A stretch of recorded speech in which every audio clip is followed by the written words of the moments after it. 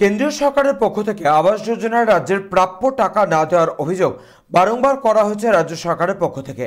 সেই বিষয় নিয়ে রাজ্যের মুখ্যমন্ত্রী মমতা বন্দ্যোপাধ্যায়ের তরফ থেকে ঘোষণা করা হয়েছিল, যদি কেন্দ্রীয় সরকার আবাস যোজনার টাকা না দেয় তাহলে রাজ্য সরকার আবাস যোজনার টাকা প্রাপকদের দেবে।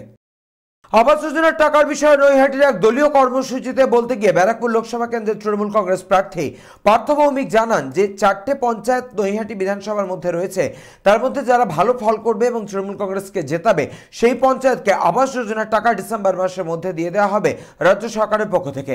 ব্যারাকপুর লোকসভা তৃণমূল কংগ্রেসের প্রার্থীর আবাস যোজনার বক্তব্যের বিষয় নিয়ে সংবাদ মাধ্যমের মুখোমুখি হয়ে রাজ্য বিজেপির মুখপাত্র শিলভদ্র দত্ত জানান, আসলে পার্থ ভৌমিক বুঝতে পেরেছেন তৃণমূল কংগ্রেস জিতবে না, সেই কারণে মানুষকে ভুল বোঝাচ্ছেন। বিষয়টি নির্বাচনী আচরণবিধি লঙ্ঘন করা হচ্ছে বলেও তিনি জানান এবং নির্বাচন কমিশনকে বিষয়টি জানানো হবে বলেও দাবি করেন তিনি। পার্থ ভৌমিক জানেন পার্থ ভৌমিকরা ভোট পাবে না, তৃণমূলকে মানুষ ভোট দেবে, তাই লোক দেখিয়ে প্রলোভন দেখিয়ে ভোট কেনার চেষ্টা করছে। এটাই তৃণমূল কংগ্রেসের কালচার, মিথ্যে কথা বলা। কারণ আবাস যোজনার টাকা ওইভাবে কোনো পঞ্চায়েতকে বেশি দিয়ে দেবো, আগে দিয়ে দেবো, কোনো পঞ্চায়েতকে পরে দিয়ে দেবো, হয়তো কেন্দ্রীয় সরকারের টাকা। প্রাথমিক খুব ভালো করে জানেন, এখন জানেন তো যে নির্বাচনে জেতার কোনো জায়গা নেই, বিজেপি জিতবে, তাই যতখানি মানুষকে ভুল বুঝিয়ে দিয়ে করানো যায় সেটা দেখার চেষ্টা করছে।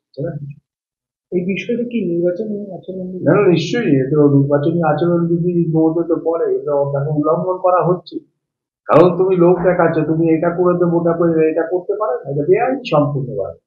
এবং আমরা নির্বাচন কমিশনের কাছে নিশ্চয়ই এই ব্যাপারে জানানোর চেষ্টা করব। নৈহাটি থেকে হিমাদ্রি শেখর ভট্ট এবং সৈকত গঙ্গোপাধ্যায়ের রিপোর্ট, চ্যানেল 24/7।